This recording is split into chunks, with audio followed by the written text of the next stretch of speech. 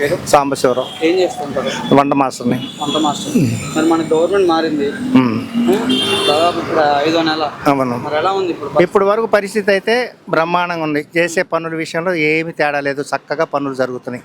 ఏ విషయం అన్నా వస్తే ఇవాళ అధికారులు కూడా మా ఆఫీసులకి వెళ్ళి ఏమైనా మన పనులు కావాలన్నా టైం చెప్పి టయానికి వచ్చి చేసుకుని వెళ్ళమని చెబుతున్నారు. ఓకే, బాగుందండి. బాగుంది, పర్లా. పథకాల సంగతి సూపర్ 6లో ఇప్పుడు ఫస్ట్ ఒక పథకం ఇచ్చాడు, రెండో పథకం దీపం పథకం కింద ఇది రెండోది ఇస్తున్నాడు. ఈ 4 రేపు ఇవాళ బడ్జెట్ సమావేశాలు స్టార్ట్ అవుతున్నాయి.